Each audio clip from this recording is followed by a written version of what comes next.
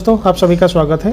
दोस्तों हमारा टारगेट है एसएससी जीडी का एग्ज़ाम और यहाँ पर हमने 50 क्वेश्चंस कलेक्ट किए हैं, जिसमें 20 क्वेश्चंस आपके हिंदी के हैं और 30 क्वेश्चंस आपके जीएस के हैं। तो प्लीज़ वीडियो को पूरा देखिएगा। एज पर एग्ज़ाम पैटर्न हमने क्वेश्चंस को लिया हुआ है। तो आइए स्टार्ट करते हैं। आशीर्वाद की शुद्ध वर्तनी का चयन कीजिए। तो यहाँ पर आपको 4 ऑप्शन दिए हैं, आपको बताना है कि कौन सा सही शब्द है। तो अगर ऐसे क्वेश्चन आते हैं तो आपको ध्यान से देखना है। कभी कभी क्या होता है कि देखने में भी कन्फ्यूज़न होता है, तो आप उसको लिख के देख लीजिए। तो इसका आंसर आ जाएगा सी, आशीर्वाद। तो ये होता है आशीर्वाद का सही शब्द, ठीक है। तो थोड़ा आसपास का रहता है, तो आपको ध्यान देना इसमें। स्थावर का सही विलोम क्या है? तो स्थावर का सही विलोम होता है जंगम। ये क्वेश्चन रिपीट हुआ है। जो पहले कभी ना हुआ हो तो उसको हम क्या बोलते हैं? जो पहले कभी ना हुआ हो उसको बोलते हैं हम अभूतपूर्व, ठीक है। जो पहले ना हुआ हो उसको बोलते हैं अपूर्व का अर्थ होता है जिसके समान कोई दूसरा नहीं है, ठीक है। आगे बढ़ते हैं। अमृत का पर्यायवाची शब्द क्या है? तो अमृत का क्या होता है? पीयूष। पर्यायवाची शब्द होता है पीयूष। तो पीयूष, सोम, सुधा अमृत के पर्यायवाची हैं। और जो यहाँ पे अंबुज दिया हुआ है, अंबुज हम कमल को कहते हैं, ठीक है। वारी ये पानी को बोलते हैं हम। आगे बढ़ते हैं। आँखों का तारा मुहावरे का अर्थ क्या है? तो आँखों का तारा का मतलब बहुत प्यारा होना, ठीक है। अधिक ये मतलब अत्यधिक स्नेह प्रकट करने के लिए ये उपयोग किया जाता है। विद्यालय में कौन सी संधि है? तो विद्यालय में दीर्घ संधि है। ऑप्शन हो जाएगा 6 का सी, विद्या धन आलय। क्या होता है यहाँ पे? विद्या धन आलय। नहीं, यहाँ पे बड़ा आएगा प्लस आएगा, जब दोनों मिल जाएंगे तो ये बड़ा आ बन जाएगा, ठीक है। जब समान स्वर मिलकर दीर्घ हो जाते हैं तो दोनों में समान स्वर है, ठीक है। लड़का पेड़ से गिरा वाक्य में कौन सा कारक है? तो यहाँ पे आंसर आ जाएगा सी, यानी अपादान कारक है। जब कोई वस्तु किसी चीज़ से अलग होती है तो वहाँ से विभक्त अपादान कारक की होती है। आगे बढ़ते हैं। कुछ समास के भी क्वेश्चन है। गजानन में कौन सा समास है? गजानन में कौन सा समास है? तो गजानन में बहुब्रीहि समास है। 8 का हो जाएगा बी, यानी गज मतलब हाथी के समान, आनन मतलब मुख। तो जिसका जो शरीर है वो गज के समान है, अर्थात गणेश। तो यहाँ पे गज का मतलब हाथी और आनन का मतलब होता है मुख। उज्ज्वल का सही संधि विच्छेद क्या है? तो उज्ज्वल का सही संधि विच्छेद क्या हो जाएगा? उत्ज्वल, यानी व्यंजन संधि के नियम से है ये, ठीक है। इसमें व्यंजन संधि है। आकाश का विलोम क्या है? तो आकाश का विलोम होता है पाताल, ठीक है। इजी क्वेश्चन था। जिस पर विश्वास किया जा सके उसको बोलते हैं विश्वसनीय। ऑप्शन हो जाएगा 11 का ए। आगे बढ़ते हैं। काला अक्षर भैंस बराबर, इसका मतलब क्या होता है? तो बिल्कुल अनपढ़ होना। तो ऑप्शन आ जाएगा 12 का बी, जिसे अक्षरों का ज्ञान ना हो, जिसके लिए काला अक्षर भैंस के बराबर है। सूर्य का पर्यायवाची शब्द नहीं है? तो सूर्य के यहाँ पे 3 पर्यायवाची होंगे और चौथा नहीं होगा। तो चौथा क्या है आपका? यहाँ पे महेंद्र। देखो रवि, दिनकर और भास्कर तीनों पर्यायवाची हैं, लेकिन जो महेंद्र है, महेंद्र इसका पर्यायवाची नहीं है। तो महेंद्र जो होता है वो इंद्र का पर्यायवाची है। निर्धन शब्द में कौन सा उपसर्ग है? तो 14 का हो जाएगा बी, निर, ठीक है। निर प्लस धन, यहाँ निर उपसर्ग का अर्थ है बिना या रहित। घा का उच्चारण स्थान कौन सा है? तो घा का उच्चारण स्थान है कंठ, यानी का वर्ग, का खा गा घा, इसका जो उच्चारण है वो कंठ से होता है। हाथ मलना का मुहावरा क्या होता है? पछताना। तो 17 का हो जाएगा बी। अवसर निकल जाने पर दुखी होने को हम क्या बोलते हैं? हाथ मलना। यशोदा में कौन सी संधि है? तो 18 का हो जाएगा सी। तो यशोदा में विसर्ग संधि है, यानी यश प्लस द, ठीक है। यदि विसर्ग से पहले आ हो और बाद में दा आए तो विसर्ग जो है वो ओ में बदल जाता है। अंधे की लकड़ी का क्या अर्थ है? तो 19 का हो जाएगा बी, यानी एकमात्र सहारा। कमल का पर्यायवाची क्या है? तो इस पर्यायवाची भी आपको याद रखना है। तो कमल का पर्यायवाची है जलज। पर्यायवाची नहीं है, कभी कभी ये ध्यान देने वाली बात होती है, इसको आपको ध्यान रखना है कि ये जरूर देखना कि नहीं तो नहीं लिखा है। तो यहाँ पे जलज का क्या हो जाएगा? जल में जन्म लेने वाला। तो जलद क्या होता है? बादल को कहते हैं। और जल भी किसको बोलते हैं? समुद्र को बोलते हैं। तो ये भी याद रखना है। मानव शरीर की सबसे बड़ी ग्रंथि कौन सी है? तो मानव शरीर की सबसे बड़ी ग्रंथि है यकृत। ये शरीर की सबसे बड़ी ग्रंथि है, यह पित्त का निर्माण करती है। आगे बढ़ते हैं। विटामिन सी का रासायनिक नाम क्या है? तो विटामिन सी को हम क्या बोलते हैं? Ascorbic acid. ऑप्शन हो जाएगा बी। विटामिन सी का और इसकी कमी से कौन सा रोग होता है, स्कर्वी रोग होता है। प्रकाश वर्ष दूरी का मात्रक है, तो 23 का हो जाएगा बी। जिससे हम प्रकाशीय दूरी तय करते हैं। 24 में आते हैं, खाने वाले सोडे का रासायनिक नाम क्या है। तो ये क्वेश्चन बार बार पूछा गया है, कई बार पूछा गया है, जिसको बोलते हैं सोडियम बाइकार्बोनेट। ठीक है, NaHCO3, तो इसको बोलते हैं सोडियम बाइकार्बोनेट, इसका सूत्र होता है।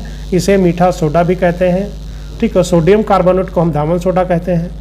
ठीक है, आगे बढ़ते हैं।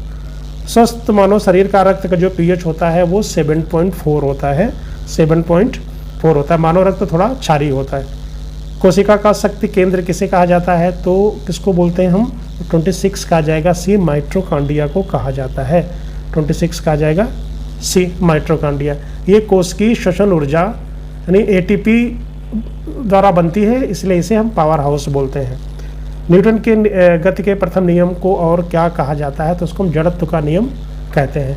और ये नियम क्या कहता है, कोई वस्तु अपनी स्थिति, विराम या गति तब तक नहीं बदलती है जब तक उस पर कोई बाहरी फोर्स ना लगाया जाए। आगे बढ़ते हैं। लोहे पर जंग लगना किस प्रकार की अभिक्रिया है, तो 28 का हो जाएगा बी, एक रासायनिक अभिक्रिया है। इसमें लोहे का ऑक्सीकरण होता है और एक नया पदार्थ फेरिक ऑक्साइड बनता है, ये ध्यान रखना है। आनुवंशिकता का जनक किसे कहा जाता है, तो ग्रेगर मेंडल को कहा जाता है। 29 का हो जाएगा बी। इन्होंने मटर के पौधे पर प्रयोग कर आनुवंशिकता के नियम दिए थे। पानी का घनत्व किस तापमान पर अधिकतम होता है, तो 4 डिग्री सेल्सियस। क्वेश्चन बहुत पूछा जाता है, इसको नोट डाउन करिएगा। इस तापमान पर पानी का आयतन सबसे कम और घनत्व सबसे अधिक होता है।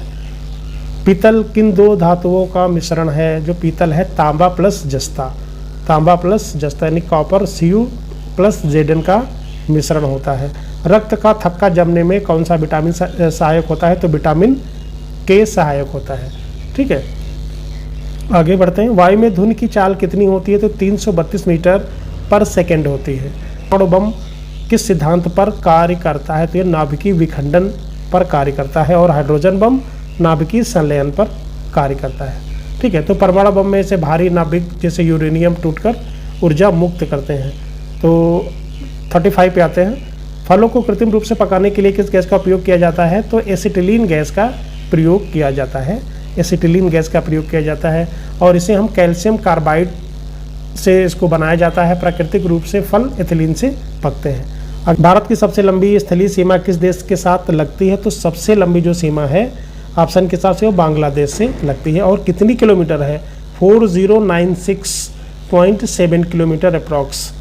ये क्वेश्चन पूछा जाता है। भारतीय संविधान का कौन सा अनुच्छेद अनटचेबिलिटी अस्पृश्यता का अंत करता है, तो अनुच्छेद कौन सा, अनुच्छेद 17, जो छुआछूत को दंडनीय अपराध माना गया है इस अनुच्छेद के तहत।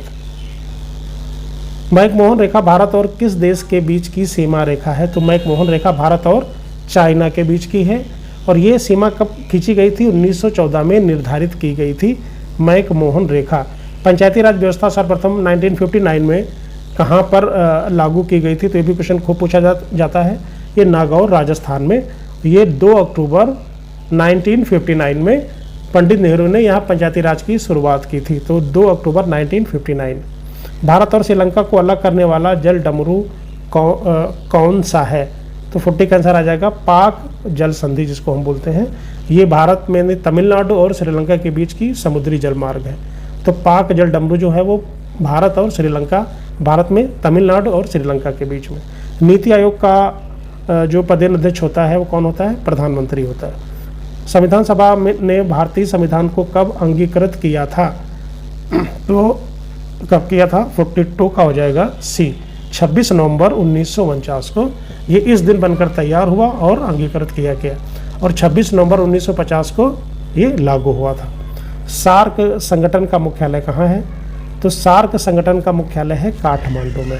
विश्व का सबसे ऊंचा पर्वत शिखर माउंट एवरेस्ट किस देश में है, तो ये नेपाल में है।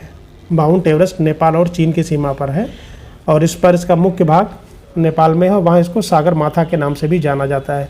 सत्यमेव जयते मुंडकोपनिषद से लिया गया है।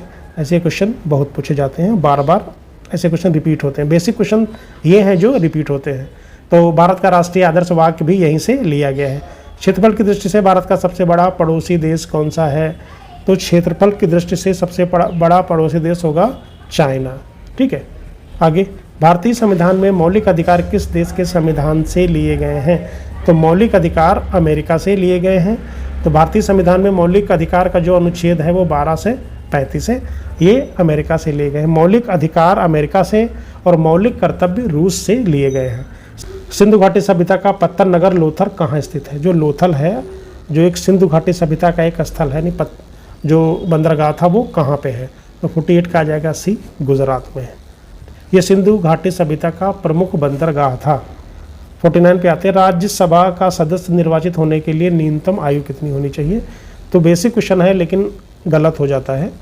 तो 30 वर्ष होना चाहिए। राज्यसभा के लिए 30 वर्ष, लोकसभा के लिए 25 वर्ष, राष्ट्रपति बनने के लिए 35 वर्ष। डोरंड रेखा किन दो देशों के बीच की अंतर्राष्ट्रीय सीमा रेखा है? तो पाकिस्तान और अफगानिस्तान। तो डोरंड रेखा जो पहले भारत और अफगानिस्तान के बीच में थी, अब ये भारत और अफगान के बीच में हो गई है। तो दोस्तों आशा करता हूँ वीडियो अच्छा लगा होगा। प्लीज़ लाइक, शेयर और सब्सक्राइब जरूर करें। Thank you very much.